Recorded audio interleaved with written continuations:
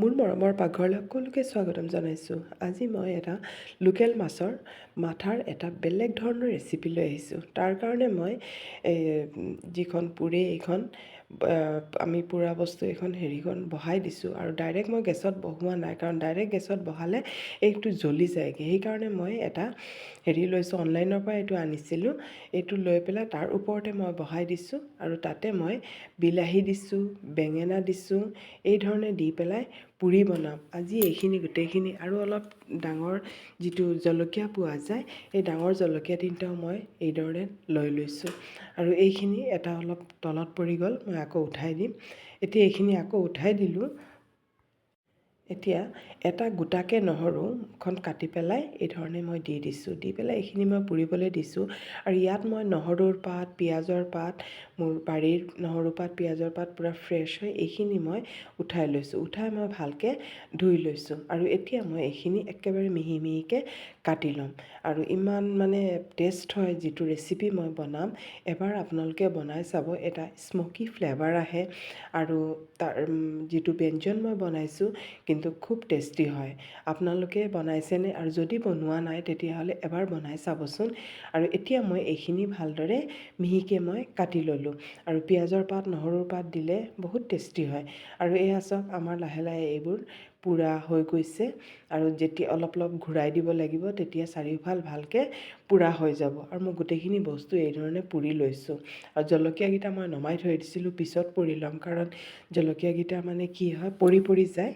এতিয়া সেইকেইটা পিছত পুৰি ল'ম আৰু বিলাহী বহুত সোনকালে হৈ যায়, সেইকাৰণে মই বিলাহীকেইটা নমাই দিছোঁ আৰু বেঙেনাকেইটা অলপ পুৰি ল'লোঁ আৰু এতিয়া জলকীয়াকেইটাও আকৌ পুৰি ল'লোঁ। এতিয়া গোটেইখিনি আমাৰ পুৰা হৈ গ'ল আৰু মই এইদৰে বাকলি গুচাই ল'লোঁ।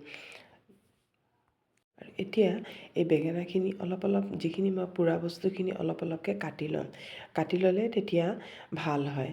আৰু এতিয়া চাওক, গোটেইখিনি মই এই ধৰণে কাটি লৈছোঁ, জলকীয়াখিনিও কাটি ল'ম।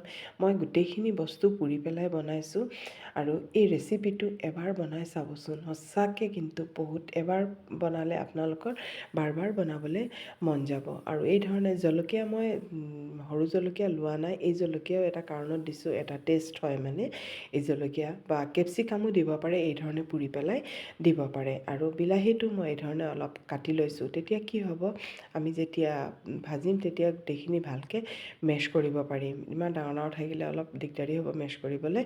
এই ধৰণে মই গোটেইখিনি কাটি লৈছোঁ আৰু এইটো নহৰুখিনি মই এই ধৰণে উলিয়াই লৈছোঁ। এতিয়া মই কেৰাহীখন পাতি পেলাই অলপ মিঠাতেল দি দিছোঁ, দি পেলাই এইখিনি অলপ জিৰা গুটি কেইটামান দিছোঁ আৰু ইয়াত অলপ সৰিয়হ দিছোঁ, ক'লা সৰিয়হ দি পেলাই এইখিনি ফুটাৰ পিছত তেতিয়া মই পিঁয়াজ দি দিছোঁ, দি পেলাই এইখিনি অলপ ভাজি হ'বলৈ দিছোঁ আৰু অলপ নিমখ দি দিছোঁ। তেতিয়া কি হয়, পিঁয়াজখিনি সোনকালে সিজি যাব। আৰু এতিয়া মই নহৰু আৰু পিঁয়াজৰ পাতখিনিও ইয়াত দি দিছোঁ। আধা পিঁয়াজ ভজা হওঁতে এইখিনি মই দি দিছোঁ। দিয়াৰ পিছত এইখিনি মই ভালকৈ অলপ ভাজি ল'ম। ভজা হোৱাৰ পিছত যিখিনি আমাৰ পুৰা বেঙেনা, বিলাহী, নহৰু, জলকীয়া গোটেইখিনি মই ইয়াত দি দিছোঁ। দি পেলাই এইখিনি খুব ভালকৈ মই এই ধৰণে চামুচেৰেও ভাঙিব পাৰে, বা যদি আপোনালোকে ভাবে মেছাৰ দিও কৰিব পাৰে। চামুচ অলপ পিছত এইখিনি নিজে নিজে আৰু গলি যাবগৈ। আৰু এইখিনি এই ধৰণে মই ভালকৈ প্ৰথমতে ইয়াত দি পেলাই অলপ লৰাই লৈছোঁ আৰু চাওকচোন কিমান ধুনীয়া কালাৰফুল হৈছে চব্জিটো। আৰু এতিয়া মই ইয়াত হালধি দিছোঁ, জিৰা, ধনিয়া গোটেইখিনি মিক্স মই বনাই থওঁ মছলা, এইখিনি দিছোঁ আৰু জলকীয়া পাউডাৰ দিছোঁ। দি পেলাই এইখিনি মই ভালকৈ অলপ লৰাই দিম, যাতে মছলা গোটেইখিনি চব্জিৰ লগত ভালকৈ লাগি যায়। আৰু এই ধৰণে গোটেইখিনি মই ভালকৈ লৰাই দিছোঁ।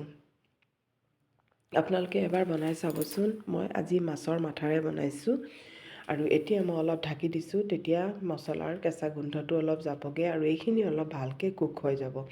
আৰু চাওকচোন তলত অলপ লাগি ধৰিছে, কাৰণ এইখিনি গোটেইখিনি পূৰা পানীখিনি অলৰেডি শুকাই গৈছে, সেইকাৰণে এইখিনি অলপ মানে তলত লাগি ধৰিছে। এতিয়া মই চামুচখনেৰে এই ধৰণে হেঁচি হেঁচি মই দিছোঁ, তেতিয়া গোটেইখিনি ভাঙি যাবগৈ।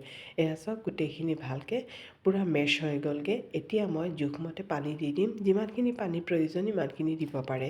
এইখিনি মই পানী দিছোঁ, দি পেলাই উতল অহাৰ পিছত মই মাছৰ মাথাখিনি এই ধৰণে দি দিম। মাছৰ মাথাখিনি আগত ভাজি কৰি লৈছিলোঁ আৰু এতিয়া মই এইখিনি ইয়াত দি দিছোঁ। দি পেলাই মই আজি ভাঙি দিয়া নাই, লোকেল মাছৰ মাথা হয়, সৰু সৰু মাথা, সেইকাৰণে মই ভাঙি দিয়া নাই। ডাঙৰ যদি মাছৰ মাথা হয় তেতিয়াহ'লে আপোনালোকে এবাৰ এইধৰণে ভাঙি পেলাই দিবচোন, আৰু বেছি টেষ্ট হয়। আৰু এতিয়া মই আৰু 5 মিনিটমান ভালকৈ উতলাম। এয়া চাওক, আৰু 5 মিনিট ভালকৈ উতলিছে, আৰু চাওকচোন চব্জিৰ টেক্সাৰটো কিমান ধুনীয়া হৈছে। যিমান দেখিবলৈও ধুনীয়া হৈছে, তাতকৈ খাবলৈও আৰু বেছ সোৱাদযুক্ত হৈছে। আৰু এতিয়া মই ইয়াত কাটি থোৱা ধনিয়া পাতখিনি দি দিছোঁ, কাৰণ যিহেতু ধনিয়া পাতৰ ছিজন, ধনিয়া পাত দিলে বেছি টেষ্টি হয়। আৰু ধনিয়া পাত দিছোঁ, দি পেলাই এইধৰণে মই ভালকৈ অলপ মিলাই পেলাই আৰু 1 মিনিটমান অলপ উতলাই মই গেছটো বন্ধ কৰি দিম। তাৰপিছত চাব কেনেকুৱা হয়, ইমান ধুনীয়া। এয়া চাওক, আমাৰ তৰকাৰী ৰেডি।